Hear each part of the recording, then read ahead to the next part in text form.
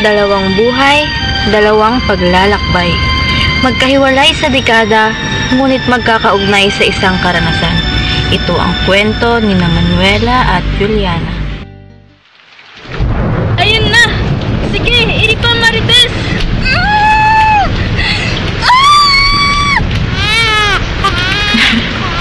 Ang ganda mo, anak. Berting, tignan mo ang anak natin.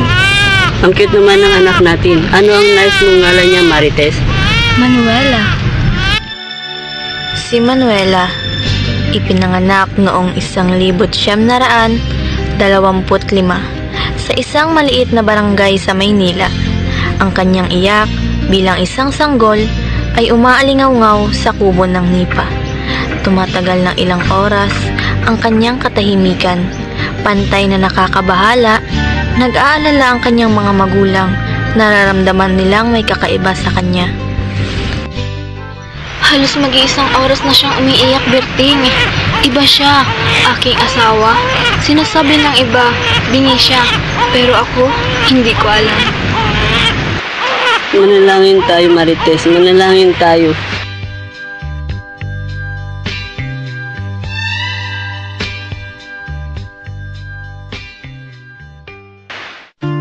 May isang pediatrician na galing sa United States ang nakapansin kay Manuela noong siya ay 10 taong gulang. Noong si Manuela ay nasa bakuran ng kanilang bahay at tahimik habang ang ibang bata sa labas ay maingay na naglalaro. Ano pong sa atin, madam? Doktor pala ito base sa kanya suot. Ano kaya ang sadya niya dito? Mister, are you the guardian of the child in your backyard?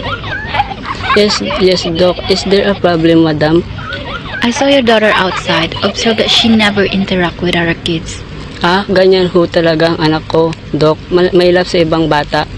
You can visit the clinic near here. I temporarily work there. You can bring your daughter so we can run some tests. Yes, Doc. Pupunta po kami. Bumisita ang mag-asawa na si Berting at Marites kasama si Manuela sa klinik na sinasabi ng pediatrician na galing sa kanilang bahay noong nakaraang araw. Dito na ba yun, Berting? Siguro nga. Tara at pumasok. Tara na, Manuela.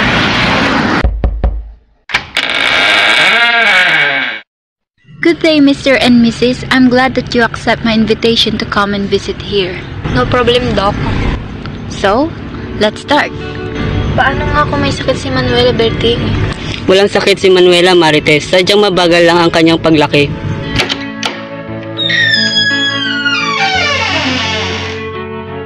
Based on the result that we conducted, Manuela had mental retardation. That's why she has a slow improvement. Ano? Mali ata yung resulta nyo, Doc. Pinagluloko nyo ata kami. Walang sakit si Manuela. Tara na, Marites. Walang kwenta ang pagpunta dito.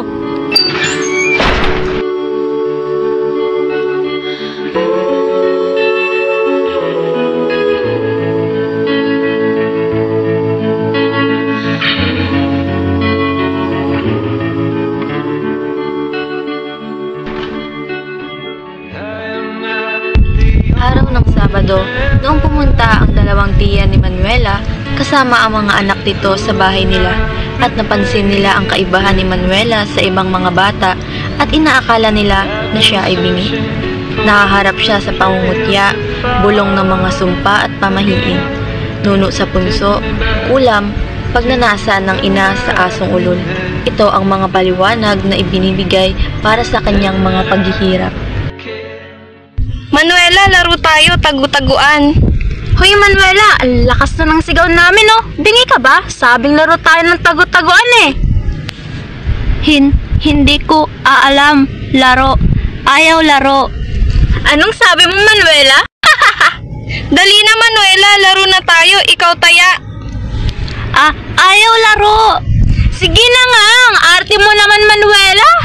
Ayaw nga eh. Hoy, ano yan? Manuela?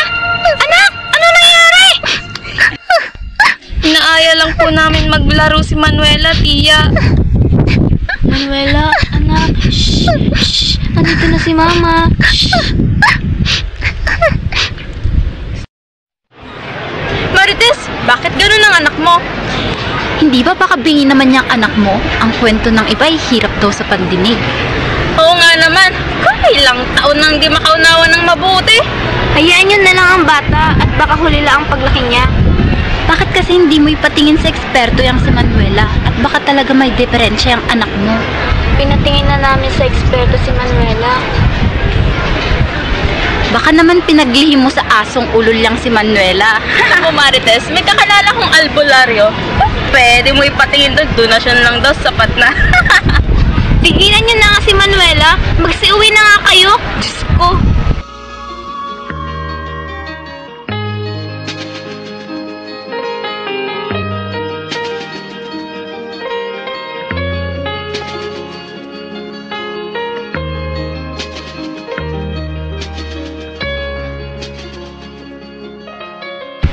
Sa edad na 18 taon, ang kanyang mga gawain ay simple lang. Pagtitipon ng mga damit, pagtatapon ng basura, paghahanda ng mesa. Ang kanyang buhay, isang tahimik, madilim na pag-iral. Manuela, akasin mo na ang mga damit at hapon na. Po, Nay? Ay, ang sakit pagmasdan ng kalagayan ng anak ko. Hindi man lang siya makapag-aral dahil sa kalagayan niya. Malapit ka na ba matapos dyan, anak? Hindi po, Tay. O siya, bilisan mo na dyan. Hihanda mo na ang ating higaan at makapagpahinga na tayo ng maaga. Opo, Tay. Sa aking kondisyon ni hindi ko man lang maranasan maging normal. Hindi nakapag-aral at makikihalubilo sa iba. Sa'yo ang tunay na mundo. Marami sa amin nabubuhay ng tulad mo. Di makita, di madinig, minsa'y nauutal. Patungo sa hinahangad na buhay na banal. Ngayon, maglalakbay tayo sa taong 2001.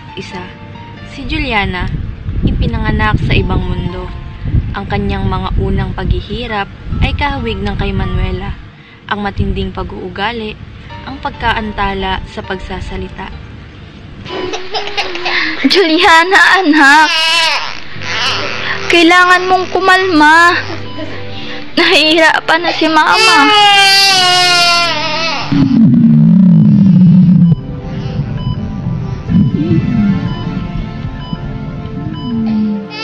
Aling Marta, mukhang may kakaiba kay Juliana.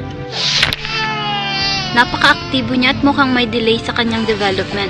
Maganda sigurong magpa-check up tayo sa isang developmental specialist.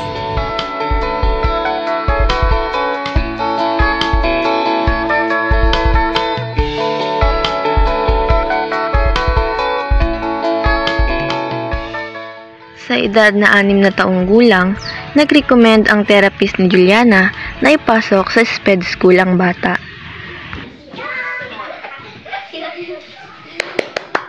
Magaling, Juliana. Unti-unti na nating napapaunlad ang iyong mga kasanayan. Sige lang anak, Juliana. Kung patuloy ang consultation ni Juliana, maaring mas pumuti ang lagay niya, Aling Marta. Sana nga. Sana nga upang pumuti ang kalagayan ng anak ko. I suggest na pwede mo siya ipasok sa SPED school. Maaring mas bumuti ang lagay niya and kailangan din siya makihalubilo sa iba pang mga bata. Maraming salamat. Sige, gagawin ko yan.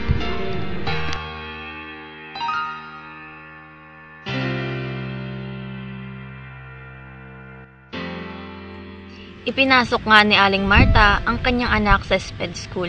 Halos lahat ng classmate ni Juliana ay kailangan ng development at ang kanyang guro na si Teacher Jan ay matyaga niyang tinuruan ang mga bata. Kasama na doon si Juliana.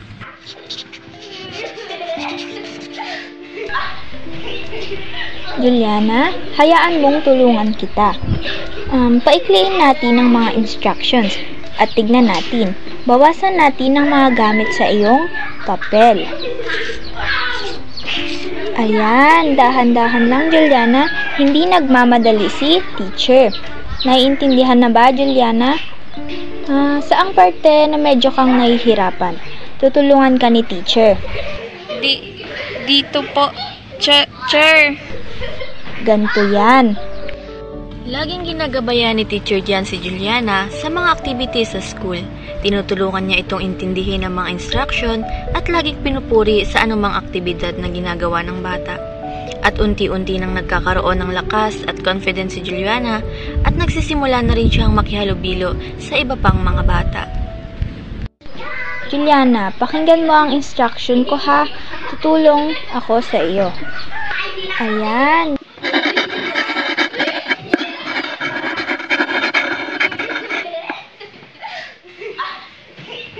Juliana, sabay tayong mag-lunch mamaya ah. Sige, gusto ko yan. Laro tayo mamaya ah, pagtapos ng klase. Sige.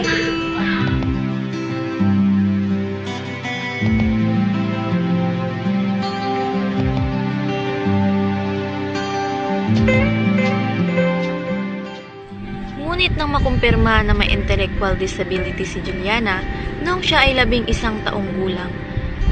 Kahit gaano kalaki ang effort ni Juliana upang mas mapabuti ang kalagayan niya, palagi pa din siyang pinaghihinaan ng loob at hindi na nais magpatuloy pa. Bakit ang hirap-hirap? Gusto ko rin namang maging katulad ng iba. Anak, huwag kang mag-alala. Andito lang si Mama para sa'yo. May mga kakayahan ka, Juliana. Huwag mong kakalimutan yun. Maraming salamat, Mama.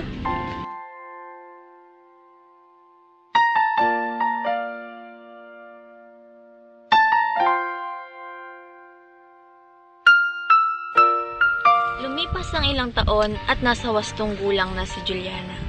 Nais niyang bumalik sa pag-aaral at siya ay nag-enroll sa isang school na kung saan mas marami pang ma-develop ang kanyang functional skills.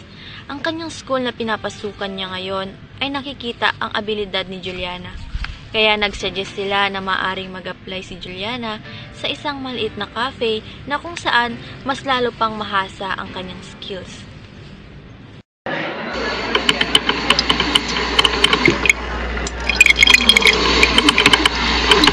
Juliana, magaling ka sa paggawa ng kape. Tignan natin, baka pwede kang magtrabaho sa isang maliit na cafe. Sige po, susubukan ko. Salamat, Juliana. Ang sarap ng kape. Maraming salamat. Balik kayo sa susunod. Ang kwento ni Juliana ay isang kwento ng pagtitiis, pagsisikap at pag-asa. Isang kwento na nagpapakita na kahit may hamon sa buhay, may kakayahan pa rin tayong makamit ang ating mga pangarap. Ang suporta ng pamilya, mga guro at mga therapist ay napakahalaga sa pag-unlad ng isang tao, lalo na sa mga taong may intellectual disability. Ang kwento ni Juliana ay isang inspirasyon para sa ating lahat. Ang ibigin